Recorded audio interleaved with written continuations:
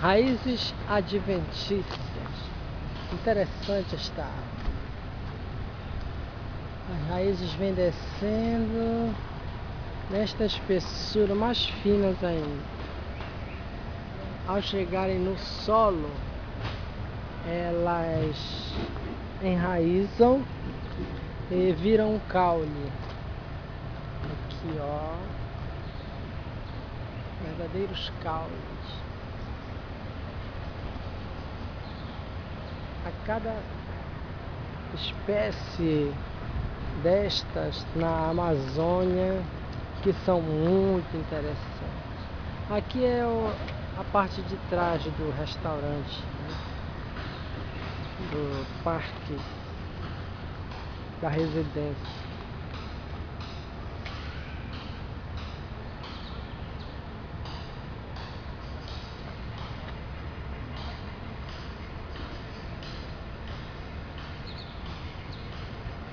É bom acrescentar que ao tempo que os governadores residiam aqui em suas gestões, não era assim tão trabalhado, tão belo, né? Mas eles tinham sim todo esse espaço, né?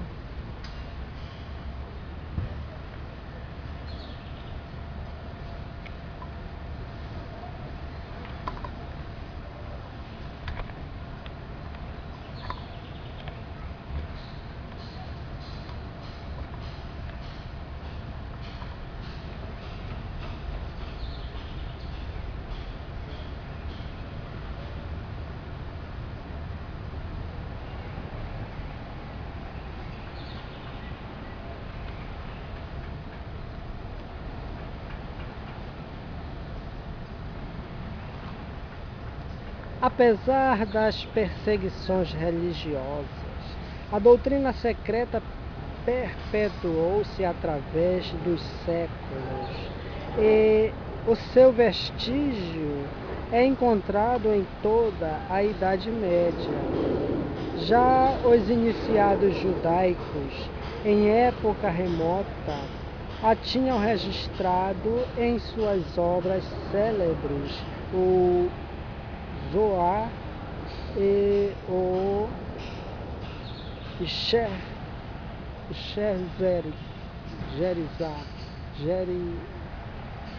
Gezirah. Perdão. O seu conjunto forma a Cabala, uma das obras capitais da ciência esotérica. No cristianismo primitivo sente-se perfeitamente acentuado o seu cunho. Os primeiros cristãos acreditavam com efeito na pré-existência e na sobrevivência da alma em outros corpos, como já vimos a propósito das perguntas feitas a Jesus sobre João Batista e Elias, e também da que os apóstolos fizeram relativamente ao cego de nascença, que parecia ter atraído esta punição por pecados cometidos antes de nascer.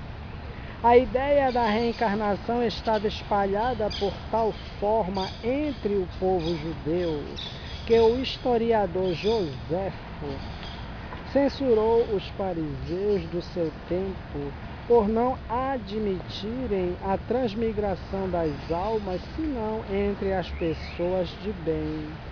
Os cristãos entregavam-se às evocações e comunicavam-se com os espíritos dos mortos. Encontram-se nos Atos dos Apóstolos numerosas indicações sobre este ponto. São Paulo, em sua primeira epístola aos Coríntios, descreve sob o nome de dons espirituais todas as espécies de mediunidade. ele se declara instruído diretamente pelo Espírito de Jesus na verdade evangélica. Atribuíam-se algumas vezes essas inspirações aos maus espíritos, aos quais certas pessoas chamavam Espiriton de Piton, o Piton. Meus bem-amados, dizia João Evangelista, não acrediteis em qualquer espírito, mas vede se os espíritos são de Deus. Durante vários séculos estiveram em uso as práticas espíritas.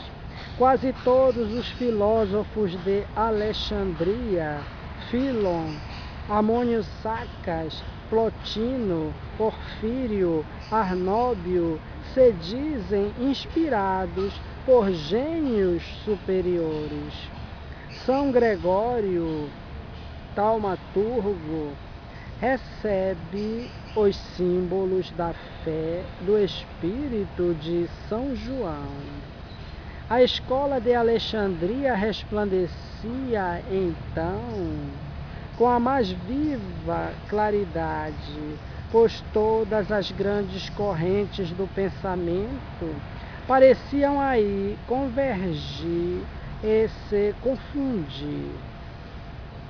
Essa célebre escola havia produzido uma pleiade de espíritos brilhantes que se esforçavam por fundir a filosofia de Pitágoras e de Platão com as tradições da cabala judaica e com os princípios do cristianismo.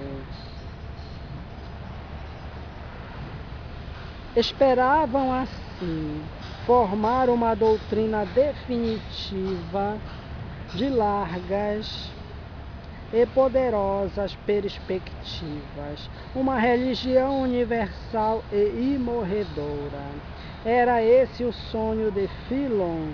Como Sócrates, este grande pensador teve um espírito familiar que o assistia, inspirava e fazia escrever durante o sono. Também sucedia o mesmo com Amônios e Plotino, os quais, diz Porfírio, eram inspirados, desculpem-me, por gênios, não os que são chamados demônios, mas sim os que são designados por deuses. Plotino escreveu um livro sobre os espíritos familiares. Como esses filósofos, Jámblico também era versado na teurgia e comunicava-se com o mundo invisível. De todos os campeões do cristianismo esotérico, Orígenes é o mais conhecido. Esse homem de gênio, que se tornou um grande filósofo e um santo, estabeleceu nas suas obras que a desigualdade dos seres é consequência dos seus méritos diversos. As únicas penas conformes à bondade e à justiça divinas são, diz ele, as penas medicinais, as que têm por efeito a purificação progressiva das almas nas séries das existências, antes de merecerem admissão no céu. Entre os padres da Igreja, muitos participavam dessas opiniões e apoiavam-se nas revelações dos espíritos aos profetas ou médiuns. Tertuliano assim se exprime num trecho da sua apologética. se é permitido aos mágicos fazer aparecer fantasmas, evocar as almas dos mortos, obrigar os lábios de uma criança a proferir oráculos. Se eles têm as suas ordens, espíritos mensageiros, pela virtude dos quais as mesas profetizam, quanto maior zelo e solicitude não empregarão esses espíritos poderosos para operarem por conta própria o que executam com auxílio de outrem. Santo Agostinho,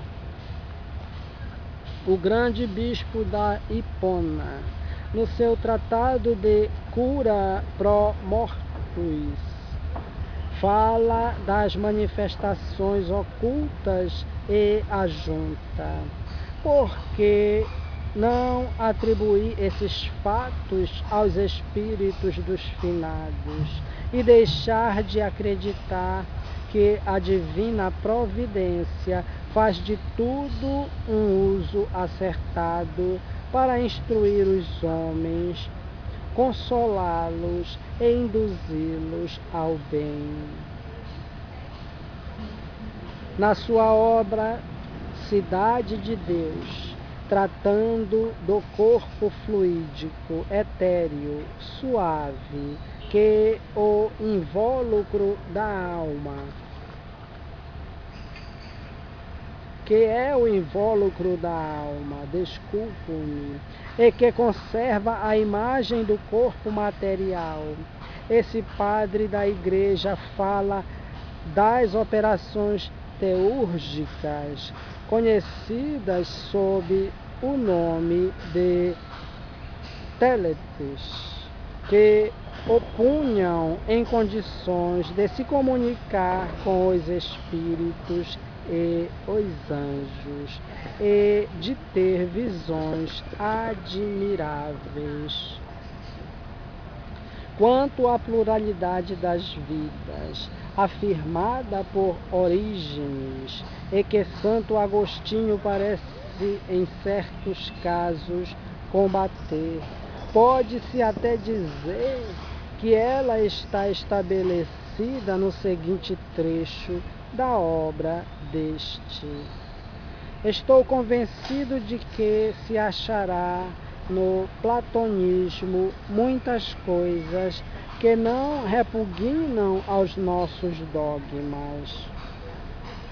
A voz de Platão, a mais pura e brilhante que tem havido na filosofia, está inteiramente reproduzida em Plotino, e lhe é tão semelhante que parecem contemporâneos. Entretanto, há um intervalo de tempo tão grande entre os dois, que o primeiro parece até estar ressuscitado no segundo. São Clemente de Alexandria e São Gregório de Nice exprimem-se no mesmo sentido. Este último expõe que a alma imortal deve ser melhorada e purificada. Se ela não o foi na existência terrestre, o aperfeiçoamento se opera nas vidas futuras subsequentes. Tais revelações tinham se tornado outros tantos embaraços à igreja oficial. Nelas iam os heréticos basear seus argumentos e sua força. Abalada se achava a autoridade do sacerdócio.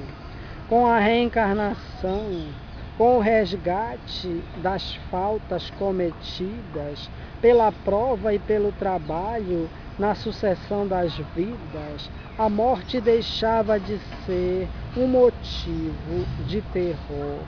Cada qual a si mesmo se libertava do purgatório terrestre por seus esforços e progressos. E o sacerdote perdia a razão de ser. Já não podendo, a Igreja abrir à vontade as portas do paraíso e do inferno, via diminuir o seu poder e prestígio. Julgou, portanto, necessário impor silêncio aos partidários da doutrina secreta, renunciar a toda comunicação com os espíritos e condenar os ensinos destes como inspirados pelo demônio. Desde esse dia, Satanás foi ganhando cada vez mais importância na religião católica. Tudo o que a esta embaraçava foi-lhe atribuído. A Igreja declarou-se a única profecia viva e permanente, a única intérprete de Deus. Orígenes e os gnósticos foram condenados pelo Concílio de Constantinopla. A doutrina secreta desapareceu com os profetas e a Igreja pôde executar à vontade a sua obra de absolutismo e de imobilização. Viu-se então os sacerdotes romanos perderem de vista a luz que Jesus tinha trazido a este mundo e recaírem na obscuridade. A noite que quiseram para os outros fez-se neles mesmos. O templo deixou de ser, como nos tempos antigos, o asilo da verdade. E esta abandonou os altares para buscar um refúgio oculto. Desceu às classes pobres, foi inspirar humildes missionários, apóstolos obscuros, que, sob o nome do Evangelho de São João, procuravam restabelecer em diferentes pontos da Europa a simples e pura religião de Jesus, a religião da igualdade e do amor. Porém, estas doutrinas foram asfixiadas pela fumaça das fogueiras ou afogadas em lagos de sangue. Toda a história da Idade Média está cheia dessas tentativas do pensamento, desse despertar imponente, vindo depois as reações do despotismo religioso e monárquico, e períodos de triste silêncio. A ciência sagrada, porém, estava guardada sob diferentes aspectos por diversas ordens secretas. Os alquimistas, templários, rosacruzes e outros lhe conservavam os princípios. Os templários foram encarniçadamente perseguidos pela Igreja oficial. Esta temia extraordinariamente as escolas secretas e o império que elas exerciam sobre as inteligências, sob o pretexto de feitiçaria e de pactos com o diabo. As destruía quase todas a ferro e fogo. O protestantismo é superior ao catolicismo porque repousa sobre o princípio do livre exame. Sua moral é mais perfeita e tem o mérito de se aproximar bastante da simplicidade evangélica. Mas a ortodoxia protestante não pode ser considerada como a última palavra da renovação religiosa, pois se apega exclusivamente à letra que mata e à bagagem dogmática que em parte conservou. Apesar dos esforços da teocracia, não se perdeu a doutrina secreta. Por muito tempo ficou velada a todos. Os concílios e os esbirros do Santo Ofício acreditaram tê-las sepultado para sempre, mas debaixo da pedra que lhe haviam colocado em cima, ela vivia ainda, semelhante à lâmpada sepulcral que arde solitária durante a noite. Mesmo no seio do clero, sempre houve partidários dessas magníficas ideias de reabilitação pelas provas, da sucessão das vidas e da comunicação com o mundo invisível. Alguns têm até ousado elevar as suas vozes. Há meio século, 1843, entre parênteses, o senhor de Montal, arcebispo de Chartres, falava nestes termos sobre a pré-existência da alma e sobre as reencarnações. Visto não ser proibido acreditar na pré-existência das almas, quem saberá o que em épocas vindouras virá a suceder entre as inteligências. O cardeal Bona, entre parênteses, o Fenelon da Itália, na sua obra sobre o discernimento dos espíritos, assim se exprime: é muito para estranhar que se encontrem homens de bom senso que tenham ousado negar as aparições e as comunicações das almas com os vivos, ou atribuí-las à imaginação transviada, ou ainda às artes do diabo.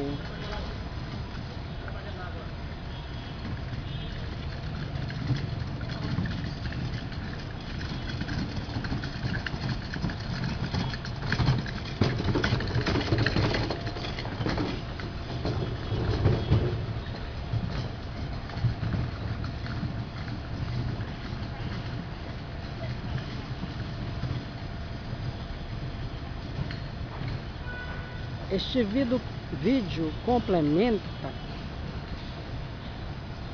e encerra o capítulo O Cristianismo do livro Depois da Morte, de Leon Denis.